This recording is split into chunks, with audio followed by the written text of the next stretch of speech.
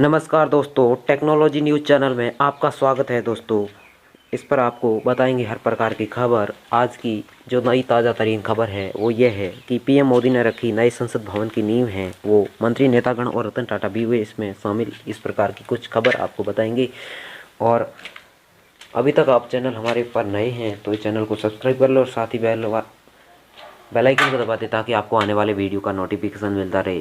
तो क्या है कि आज प्रधानमंत्री मोदी ने नए न्यू इंडिया का जो नया भवन है उसकी नींव रख दी है। नए भवन के लिए निर्माण में क्या होगा, संपन्न होगा जाएगा, क्या कार्यक्रम है, कैसे भूमि पूजन किया, इसके बारे में पूरी डिटेल में आपको जानकारी देंगे। तो ले foundation of new parliament building यानी कि नए भवन के निर्माण के लिए ये आज शिलान्यास जो संपन्न हो गया था।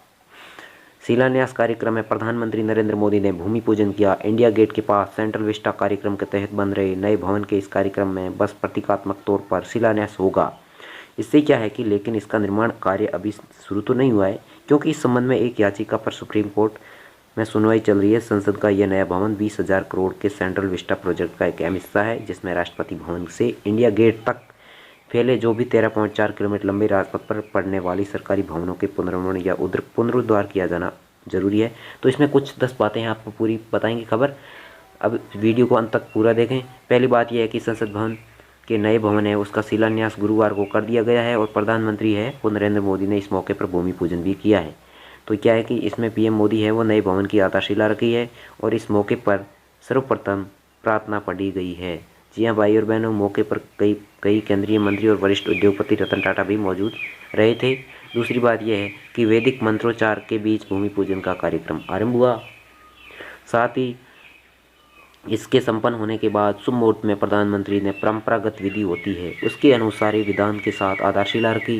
लोकसभा अध्यक्ष ओम बिरला, विभिन्न राजनीतिक नेता और केंद्रीय गृह मंत्री है वो अमित शाह है, रक्षा मंत्री राजनाथ सिंह सहित कई बड़े मंत्री, बड़ी संख्या में सांसद और कई देशों के राजदूत इस ऐतिहासिक अवसर के गवाह बने।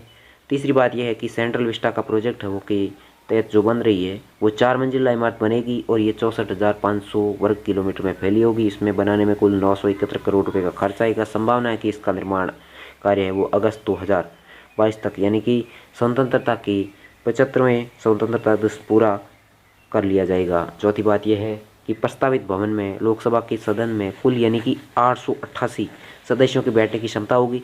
वहीं अगर संयुक्त सत्र में इसे 1224 सदस्यों तक बढ़ाने का विकल्प भी रखा जाएगा।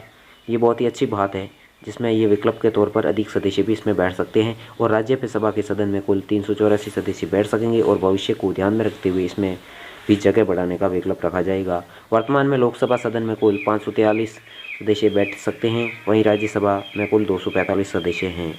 संसद के हर सदस्य को श्रम शक्ति भवन के एक 40 वर्ग मीटर का ऑफिस स्पेस दिया जाएगा। संसद के हर सदस्य को क्या है कि श्रम शक्ति भवन में 40 वर्ग मीटर का ऑफिस स्पेस दिया जाएगा। इस भवन का निर्माण 2024 तक पूरा हो जाएगा। यह नया भवन देश के गौरवशाली इतिहास की झलकियाँ भी दिखाएगा, जिसमें देश भर के कलाकारों और शिल्पकारों का योगदान होगा। छठी बात यह है कि इस भवन का निर्माण है वो वर्तमान संसद के भवन की सीमित क्षमता को चलते किए जा रहे हैं। वर्तमान का हमारा संसद भवन है वो ब्रिटिशों के ज़माने में बना था। इसका शिलान्यास 1921 में हुआ था। इस अवधि में संसदीय कार्य और इसकी जटिलता बढ़ी। वहीं इसमें क्या है कि बहुत से सांसदों ने मॉडर्न और हाईटेक फैसिलिटी की मांग की। सातवीं बात इसमें यह देखने को मिलेगी कि वर्तमान के संसद भवन को मॉडर्न कम्युनिकेशन और भूकंप रोधी सुरक्षा व्यवस्था के साथ ही अपग्रेड नहीं किया जा सकता, क्योंकि इसके से इस 93 साल पुराने भवन को नुकसान पहुंच सकता है। लोकसभा जो अध्यक्ष ओम बिरला ने कहा था कि इस पुरातात्विक संपत्ति के तौर पर संरक्षित किया जाएगा।